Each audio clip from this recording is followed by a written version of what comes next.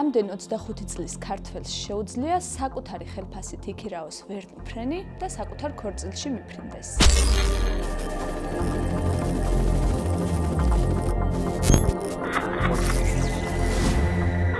ან 26 წლის ასაკში საკუთარი ხელფასით იყიდოს კარტიეს 6000 ევროიანი სამაჯური. სად მუშაობს ეს ხალხი და რას აკეთებენ ყოველდღიურად? Tell you what, I'll give it to the cops. They can reach Interpol. We have your picture of your passport still. We still have your picture on the internet, right? You're so laughing. You're so stupid. Even if you're gonna call the police of Canada, police of Quebec, police of Alberta, police of Calgary, police of Ontario, and the police of entire world, you will never find my real passport.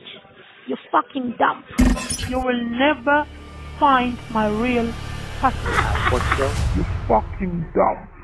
ჩვენ ვიპოვეთ ვინ არის ეს ახალგაზრდა ქალი. ვიპოვეთ მისი ათეულობით კოლეგაც. ვიდეოს ბოლომდე უყურეთ, შეიძლება ამ ხალხში თქვენი ახლობელი ნაცნობი მეგობარი იპოვოთ. ბოლო 8 თვეავს სწავლობთ და ვაანალიზებთ 2 ტერაბაიტი მოცულობის მასალას, ვიდეო ფაილებს, ზარების აუდიო ჩანაწერებს და ფინანსურ დოკუმენტებს. ანონიმურმა წყარომ ეს ციფრული მონაცემების საბადო შვედეთის საზოგადოებრივ მაუწყებელს მიაწოდა. შვედებმა მასალა 20 სხვა მედიას გაუზიარეს, მათ შორის OCCRP-ს და ჩვენ. ასე შევიხედეთ ციფრული თაღლითების შიდა სამზარეულოში და დეტალურად გავიგეთ თბილისის ცენტრში, მდიდრულ ოფისებში მსხდომი ქართველი თაღლითები როგორ ძარცვავენ ევროპელებსა და კანადელებს. შვედების მიერ გაზიარებულ მასალაში იყო თაღლითების სამუშაო კომპიუტერების ეკრანების ჩანაწერები. შესაბამისად ვხედავდით, რას წერდნენ ერთმანეთს სამსახურის ჩატებში, ვისთან ჰქონდათ კომუნიკაცია, როგორ მუშაობდნენ. როგორც წესი, კოლცენტრებში დასაქმებულებს პირადი ტელეფონის სამუშაო სივრცეში შეტანა ეკრძალებათ.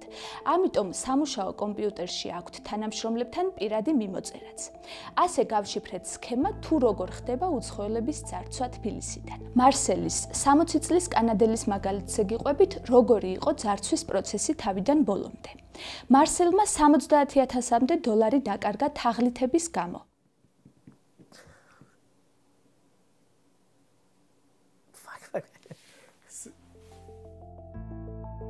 მარსელის პირადი ინფორმაცია და საკონტაქტო მონაცემები ქართველი თაღლითების ხელში ონლაინ რეკლამის წყალობით მოხვდა. ანუ მარსელმა საიტზე ნახა მიმზიდველი რეკლამა, გადავიდა მასზე, შეავსო ფორმა და ჰოპ, მის შესახებ თაღლითებმა გაიგეს. ამის შემდეგ მარსელს ურეკავს ვინმე ვერონიკა ნოვაკი.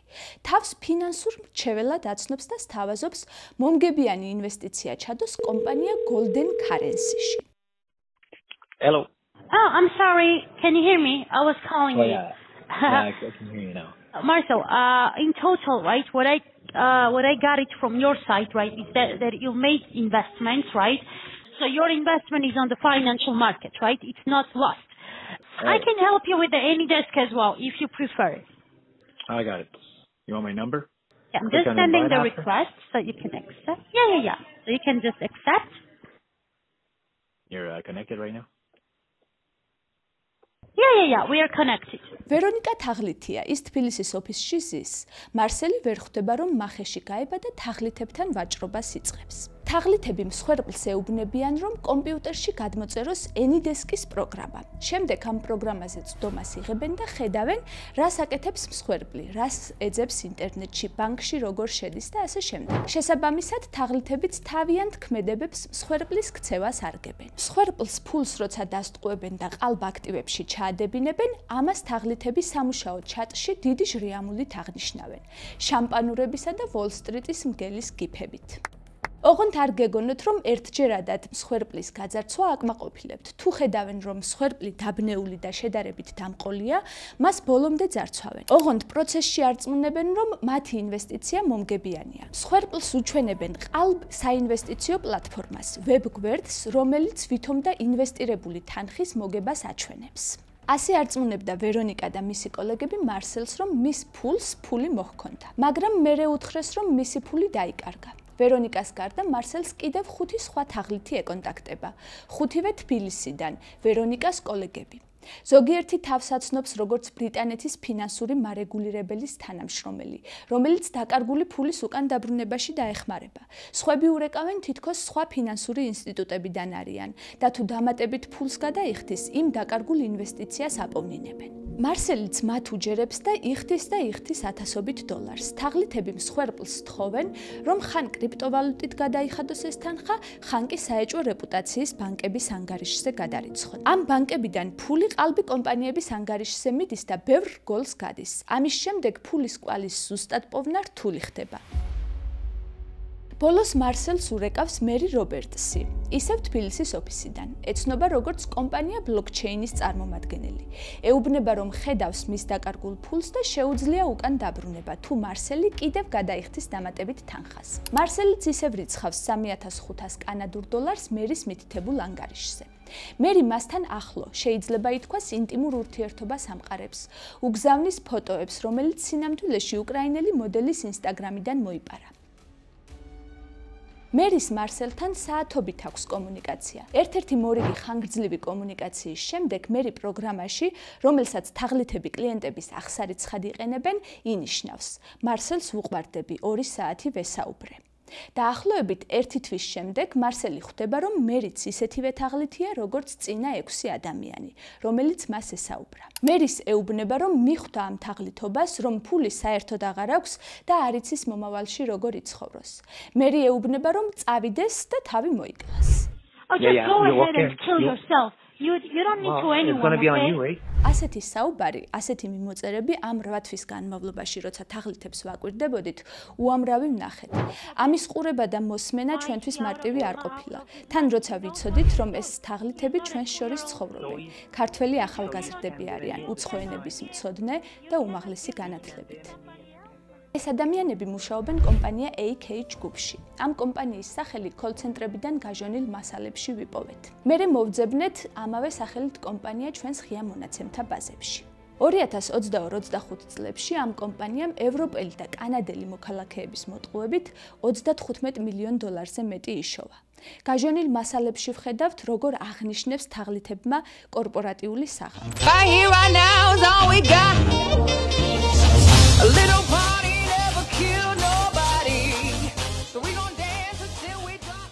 აი ეს ახლა ყველა ერთი დღის ფოტოებია. პარალელურად ვიპოვეთ კომპანიის ფოტოები გიფერზე. აი ეს იყო სუსტი რგოლი. ეს შეცდომა, რომელიც თაღლითებმა დაუშვეს, ჩვენთვის აღმოჩნდა ვიზუალური ინფორმაციის ნამდვილი საბადო. ამ ფოტოებზე ვხედავთ ამ ხალხის რეალურ სახეებს. პარალელურად ვაგრძელებდით გაჟონილ მასალებში ვიდეო ფაილების ყურებას. დავინახეთ, როგორ აკრიფა ერთ-ერთ ჩატში მერი შოთაძემ მარი ჩარჩიანის სახელი. Facebook-ზე ვპოულობთ მარი ჩარჩიანს, მხოლოდ ერთ პროფაილს ამ სახელით. ვეჭვობთ, რომ თაღლითია. თან ვსწავლობთ მის მეგობრებს გამოქვეყნებულ პოსტებს, ამ პოსტების დამლაიქებლებს და დამკომენტარებლებს. ვადარებთ ამ ხალხის სახეებს გიფერზე ნაპოვნ ფოტოებსა და გაჟონილ მასალებში ნაპოვნ პირად ინფორმაციას. და ჰოპ, თაღლითი ლანა ლეჰმანსი, იგივე ლანა ვახტანგაძე, ჩვენი ვერტმფრენის დედოფალიც აქ არაა? შენი თვალების ფერია შენ ჩემო ურთებო ფერია დეკემბრის მზე შენთვის ამოდის გამოდი გადავამოწმე მაგის სურათები და ნახე აი ეს გოგო აი ეს და ეს ქორწილში ახლა ესეთი გალამაზებულია ძალიან. ხო, ერთ წამის გააჩერე. ეხლავე. აი ეს არის, ნახე? ეგ არის. დავუყევით ამ ხალხის სოციალურ ქსელებს და შევადარეთ გიფერს, ვადარებდით გაჟონილ მასალებს და ასე მოვაგროვეთ თაღლითების ნამდვილი სახეებიც და ნამდვილი სახელებიც. ამის შემდეგ ვსვამთ კითხვას, კი მაგრამ ვის ემორჩილება ეს ხალხი, ვისთვის მუშაობს? შიდა ჩატებში თაღლითები ხშირად ახსენებენ ბოსს, უფროსს, რომელიც მათ საქმიანობაშიც აქტიურადაა ჩართული. ბოსი აკაკი ქევხიშვილია, 33 წლის. აქამდე რომ არაფერი გვსმენია მის შესახებ.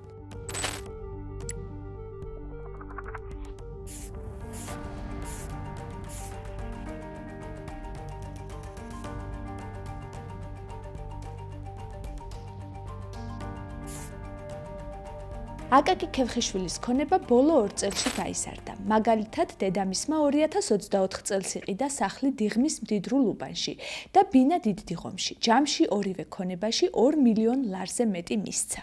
კომპანიის ფინანსურ ცხრილებში ჩანს, რომ აკაკის გამოაქვს ფული კომპანიის ანგარიშებიდან. მაგალითად, 2024 წლის თებერვლიდან მაისამდე გაიტანა $130,000. აკაკის ემსახურება პირადი დაცვა, რომლის საფასურსაც კომპანია იხდის. გადაადგილდება მინიმუმ $100,000-იანი Range Rover-ით, კოლცენტრის შიდა ჩატებში თავის სურათად მეფის გვირგვინს იყენებს. თუ ქევხიშვილი კოლცენტრის მეფია, მერი შოთაძე მისი დედოფალია. ოფიციალურად AK Group-ით სწორედ მის სახელზეა გაფორმებული. შიდა ჩატებში შოთაძე მოუწოდებს თაღლითებს მეტი ფული გამოსძალონ მსხვერპლებს.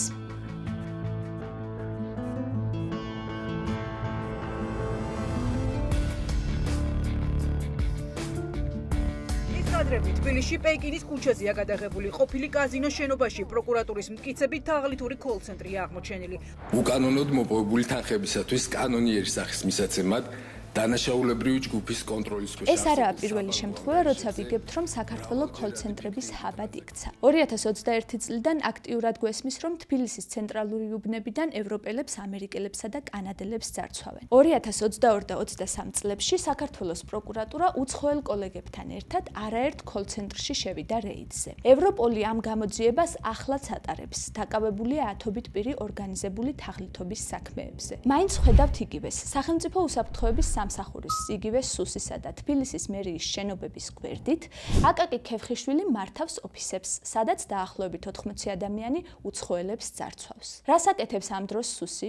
ვინ ვის რა ნუდებს უგზავნის, მაგას აკონტროლებს. რამეს ხომ არ გეუბნებათ ეს ყველაფერი? სწორედ ამ ოფისებში სხედან ამ გამოძიების დროს იდენტიფიცირებული სკამერები, რომელთა ყოველთვიური ანაზღაურება ხანდახან $22,000-ზე მეტია. ბონუსად კი BMW მანქანას იღებენ თუ ბევრ ადამიანს გაძარცვავენ.